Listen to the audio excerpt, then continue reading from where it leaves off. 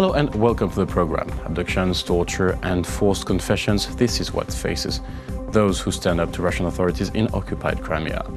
But it's not happening unnoticed. Just recently a press conference on the issue was held here in Kyiv. The event was called Non-Resident Peninsula, the Way FSB Tortures People in Crimea. And to talk more about it and Russian immigration in Ukraine, today we're joined in the studio by one of the participants of this conference, Vladimir Zhbankov. He's a lawyer and a coordinator of the EmigRussia project. Thank you for joining us. Thank you. Hello. So first let's talk about this recent press conference.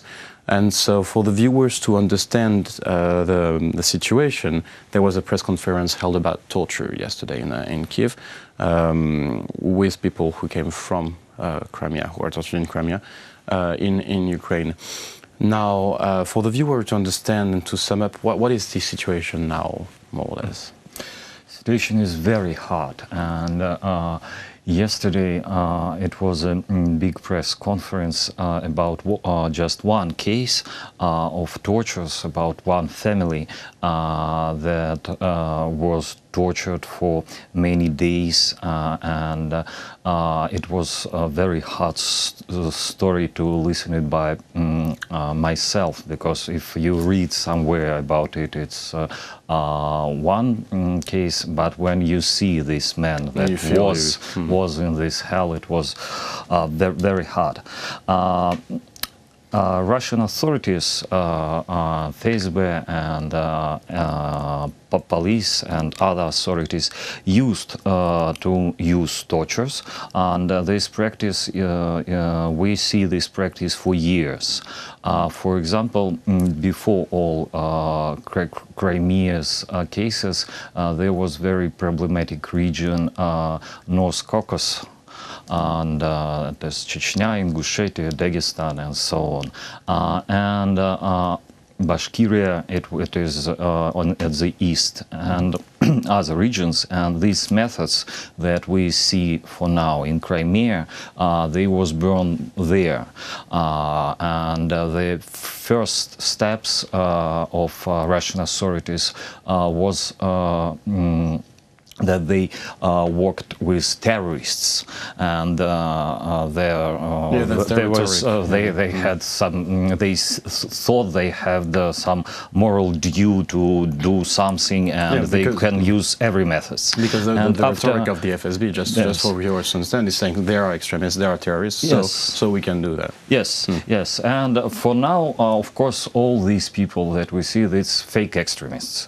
It's and the goal of these tortures is to make cases, and the ordinary people that work, for example, with cars and maybe write something, journalists, they took these people, use electricity and other methods, and after that they can create an organization, fake organization, where they quote one man gives them, for example, 2 or 3 names, and soon they can build such organization on the paper, and for their authorities it is very good, and they will maybe have a medal for this. So that's how they justify backward.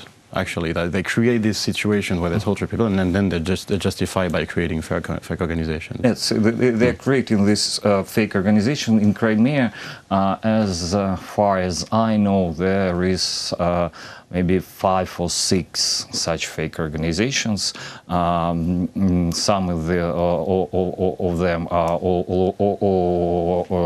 are Islamic organizations, fake Islamic organizations.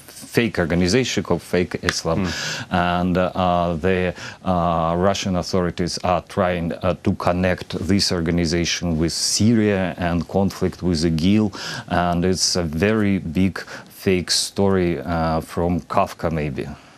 Now, we're going to talk more about EmigRussia after, but I would like to first you raised the issue of the methods of the FSB, and you said yourself that have been trained since long time ago to have these methods what are the means of maybe Western countries or any kind of organization to stop the FSB doing that? Because there is this feeling of impunity. You know, like this feeling that they can do whatever they want. I see. It's a very complicated question how to stop it, because these authorities works on such territories and have all effective control on these territories, and international organizations do not have opportunity to come to people that was tortured. In Russia is such foreign agent. It's foreign non-profit, non-governmental organizations that works with human rights and even with some science researchers if they have some financial support from other countries. They called foreign agents. Foreign agents, and this name puts organization in very complicated situation that they have to make more papers, and Ministry of Justice comes to them 3 or 4 times a year, and usually they need to close their official project.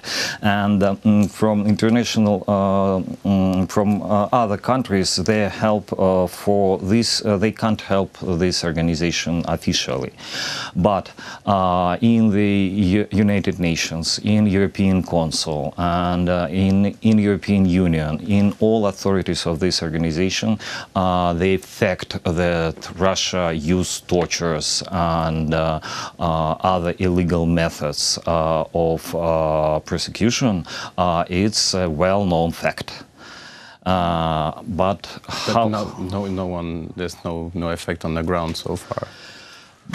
But Russia is a sovereign country, and we can use some economic methods, journalist methods, and in field of law.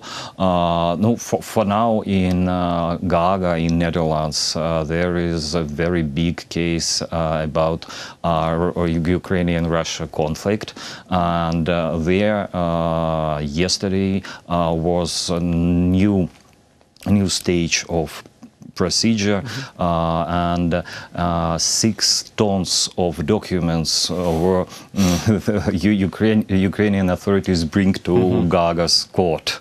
And this is method, but it's only 2 articles of 1 convention, and in other cases, for example, International Criminal Court, Russia did not take part in International Criminal Court. In United Nations, there is a big problem that Russia is a member of the Council and can veto, veto every decision. Yeah. It's big process, and as I see we should reform international system, and all this story of last 4 years, it is not a signal, it is a symptom of illnesses of all international ruling, of all international law system. We need big reform in UN and in other international organizations. Now, at your level, you're working for EmigRussia. EmigRussia. Immigration and Russia. And so I suppose, what kind of profile are they? Are they like people who are leaving from political persecution? Or are they just people who are just followed by Russian authorities? And how does it work here? And my main question, because it has been raised after the fake assassination of Mr. Zhbankov, are Russian citizens fleeing from Russia safe in Ukraine? At first, for second question. Okay, let's begin with the official position of United Nations is that Ukraine is not a safety country for refugees. for all refugees from Russia or from other countries, from Uzbekistan, Tajikistan, and so on. It is official position. And it is a problem, and as far as we can see, the Ukrainian authorities are trying to deal somehow with this problem. Maybe it will be a very long process, but we're waiting for some good reforms in this sphere. And about EmigRussia. EmigRussia, it's a project of Free Russia Foundation that based in Washington, D.C. that works with all Russia diaspora and works with analytics and researchers and culture studies and so on. EmigRussia is not main but very big part of this big project, and we work with refugees and immigrants. Refugees, it's such people that fly from Russia after tortures, extreme measures. And it's a special status, it's full law status. For example, refugees don't have passports. They have a specific document, and immigrants have passports. Okay, it's more like legal. Maybe it's simpler because it's culture, work, science, maybe religion. But I don't know any case with religion immigrant. Not that will not be refugee, because there is repressions for religion in Russia too. Not only Muslims, but Mormons and so on. And our main tasks, first task is advocacy and legalization of such helping immigrants and refugees. Helping with Ukrainian authorities, advocacy with migration services and so on. It's complicated and very long task. For example, for the status of refugee, it took maybe 2 years and a half. And the second task from this is psychology support and supporting with social integration in Ukraine and in Ukrainian society and society of immigrants, not only from Russia, from all over the world. And the most hard part is the first months, because after after big fear and after leaving the house, family, work, our clients is naked between society, and the first help is the main part. And then while the process of integration is on its way, it is not so hard. It's big, maybe bureaucratic, and we work with tons of papers because it's a very bureaucratic process. All statuses of migration, not only refugees and the culture migrations, it's big tomes of paper. And the third and my lovely part is work with culture and science. For example, we make literature events, documentary film events, and we have big plans to develop this part, and it helps immigrants too, because during these events they can make some friends, and they for 2 or 3 hours cannot to think about their awful stories. I can imagine. Well, thank you very much for this overview. It's a pleasure to have you in the studio today.